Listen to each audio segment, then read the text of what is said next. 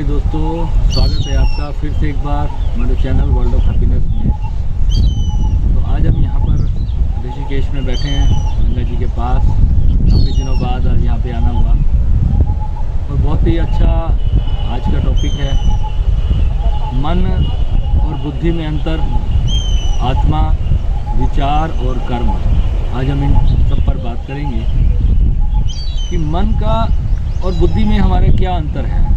लोग सोचते हैं कि मन ही बुद्धि है और जो विचार है वो बुद्धि करती है, और आत्मा है वो क्या है और हमारा कर्म है, इन सब का आपस में लेना देना क्या है। कि जब हम कर्म करते हैं तो किस चीज़ के अधीन होकर हम कोई कर्म करते हैं।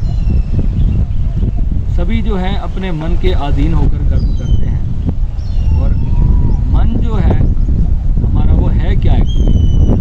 जैसे कि मान लो हमारा कोई कुछ खाने का मन करता है, कुछ पीने का मन करता है, तो हम बोलते हैं ना कि हमारा मन करता है। तो इन इंग्लिश में हम उसको यूज़ करते हैं कि हमारा माइंड ऐसा बोल रहा है। माइंड ऐसा कुछ नहीं बोलता। मन जो है हमारे भीतर की जो इच्छा करने वाली जो शक्ति है, उसका नाम मन है।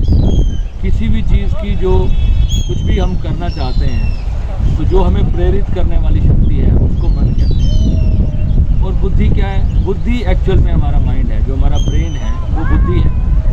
तो जो भी हम निर्णय लेंगे, मन हमें कहता है कि चलो आज यहाँ चलते हैं, मन कहता है कि चलो आज वहाँ चलते हैं, और हम मन की सुनते हैं। आत्मा बोलती है कि शायद वहाँ जाना अच्छा नहीं है, वहाँ जाना मेरे लिए शायद हानिकारक हो सकता है, वहाँ कुछ बुरे काम हो सकते हैं जो कि मेरे जीवन के लिए शायद अच्छा ना हो। आत्मा बोलती है, परंतु हम अपने मन को फिर सुनते हैं, मन की बात को फिर से रिकॉग्नाइज करने की कोशिश करते हैं कि मन तो ऐसा ही कर रहा है। मान लो कि मन आपको कह रहा है कि चलो आज ड्रिंक कर लेते हैं, चलो आज नॉनवेज खा लेते हैं, चलो आज संभोग में उतर जाते हैं। किसी भी प्रकार की कोई भी इच्छा, मन हमेशा वासनाओं के प्रति और बुरी चीज़ों के प्रति हमारे शरीर को आकर्षित करता है। कि शरीर है वो वासनाओं को भोगना चाहता है, और मन उसके लिए हमें प्रेरित करता है, भीतर से उसकी इच्छा करता है। और बुद्धि हमें कहती है कि नहीं, ये कर्म जो है अच्छा नहीं होगा, ये मेरे लिए नुकसानदायक हो सकता है। हम जो बीच में खड़े हैं, हम मन को भी सुनते हैं और आत्मा को भी सुनते हैं, पर निर्णय किसका होगा? निर्णय हम उसका लेते हैं जहाँ पर जिसको हम ज़्यादा फोकस दे देते हैं। जैसे कि अगर हमारा मन किसी चीज़ को करने के लिए हमें बार बार उकसाता चला जा रहा है, तो हम उसको जब अपनी आत्मा से उसको पूरी तरह से फोकस करते हैं उस चीज़ के ऊपर, तो हम उसको करने के लिए, उस कर्म को करने के लिए प्रेरित हो जाते हैं। बुद्धि हमें बार बार कहती है कि ये कर्म अच्छा नहीं है, ये नुकसानदायक है, परंतु फिर भी जो है हम मन के अधीन होकर के उसी लिए कर्म करते हैं। और विचार क्या है? मन में विचार आता है, मन ने विचार किया, मन बुद्धि से पूरी चर्चा करेगा, पूरी लड़ाई करेगा कि नहीं, मुझे ये चीज़ चाहिए, मुझे ये चीज़ भोगनी है। और आत्मा भी बुद्धि से बात करती है कि नहीं, ये चीज़ अच्छी नहीं है, मेरे शरीर के लिए नुकसान हो सकता है, मेरे जीवन पर इसका बहुत बुरा प्रभाव पड़ सकता है। मन अपनी जगह पे बुद्धि से बात करता है और आत्मा अपनी जगह पर बुद्धि से बात करती है। और इन दोनों का जो मोड ऑफ कन्वर्सेशन है वो हमारे विचार हैं। तो विचार क्या है? विचार हमारी सबसे बड़ी शक्ति है। कोई भी चीज़ हमें अच्छी या बुरी करनी है तो वो कर्म बनेगी हमारी, और कर्म करने से पहले कर्म का दोष किसको भुगतना पड़ेगा? हमारी आत्मा को भुगतना पड़ेगा। मन कर्म का दोष नहीं भुगतता, जो सारा इफेक्ट आएगा वो हमारी आत्मा पर आएगा, कोई भी कर्म करेगा। तो हमें इस द्वंद्व को समझना है, इस पूरे युद्ध को समझना है कि हमारे भीतर में वास्तव में ये चल क्या रहा है। तो हम यहाँ शांत होकर के बैठे हैं और अपने भीतर के सारे विचारों को साक्षी भाव से देखें। जैसे कि मन में अगर कोई इच्छा उत्पन्न हो रही है, मन बोर ही हो रहा है किसी चीज़ से, तो हमें उस सारे विचार को साक्षी भाव से अंदर से देखना है कि मेरा मन क्या विचार कर रहा है और मेरी आत्मा क्या विचार कर रही है। और फिर जो है बुद्धि से, अपने माइंड पावर से उसको एक निर्णायक स्थिति पर लेकर आना है कि मुझे क्या करना चाहिए। अब कर्म करने की जो स्वतंत्रता है वो आपके पास है।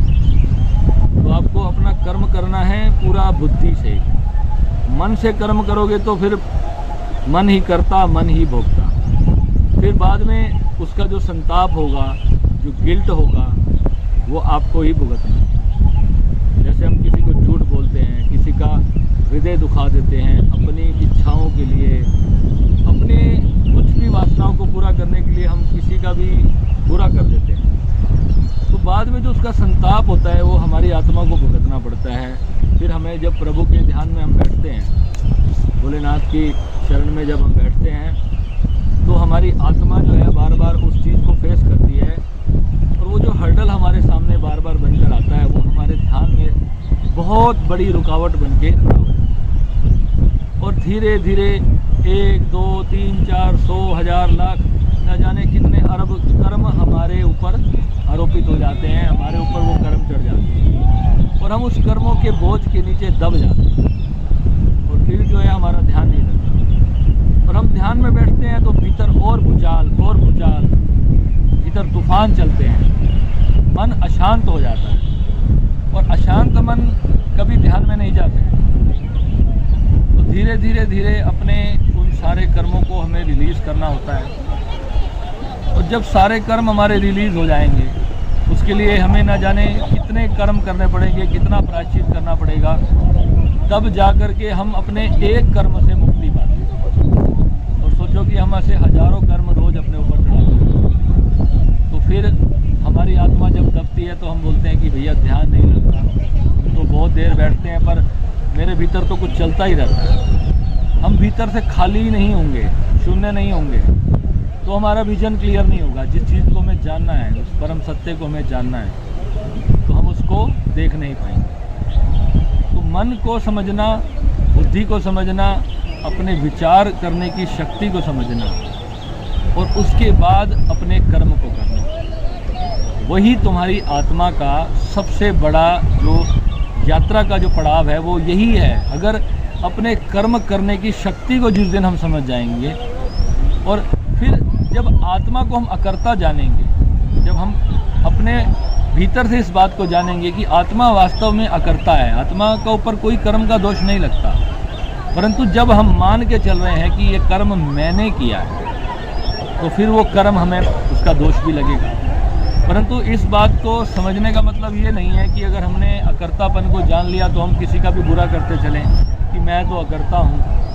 तो जो तांत्रिक लोग होते हैं, जो इस सारे रहस्य को जानते हैं, तो फिर वो उस चीज़ का दुरुपयोग भी करते हैं। तो हमें सत्य सेवा भाव में रहना चाहिए, सदा भगवान के समर्पण में रहना चाहिए, अपना ग्रैटिट्यूड हमेशा उसकी तरफ एक्सप्रेस करना चाहिए। आज ये बहुत अच्छा मेरे मन में यहाँ बैठकर विचार आया, तो मैंने कहा कि आपसे ये विचार शेयर करूँ और आपको ये बात बताऊँ, क्योंकि जब मैं यहाँ पर आकर बैठता हूँ इस शांत जंगल में, एक बहुत ज़बरदस्त आनंद है, बहुत शांति है, यहाँ बहुत पॉजिटिविटी है। जब पॉजिटिव जगह पर बैठोगे तो पॉजिटिव विचार ही आएंगे, और आप नकारात्मक लोगों में बैठोगे तो नकारात्मक विचार आएंगे। हमारी संगत ही हमारे विचारों को बनाती है, हमारी जो संगत है वही हमारे विचारों को बनाती है, और विचारों से हमारा जीवन बनता है। तो यहाँ हमें समझना है कि अपने कर्म की शक्ति को अपने ज्ञान की तलवार से उसको काट देना, अपने कर्म को, तब जाकर के जो है हमारा मोक्ष का रास्ता प्रशस्त होता है और हमें आनंदित जीवन की प्राप्ति होती है।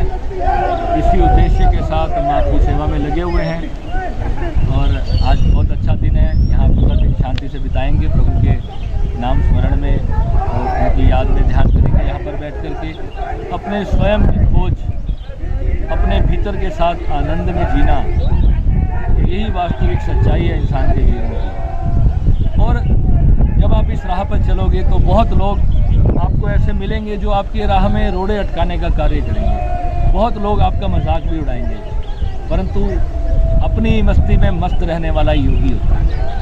तो शेर की चाल चलता है, बब्बर शेर की चाल, तो आपको बब्बर शेर की चाल चलनी है। अपनी मस्ती में मस्त रहना है, किसी की परवाह नहीं करनी, अपनी चाल चलनी है, और अपना जीवन जो है प्रभु के नाम में आनंद के साथ बहुत प्यार से, बहुत प्रेम से उसको जीते हुए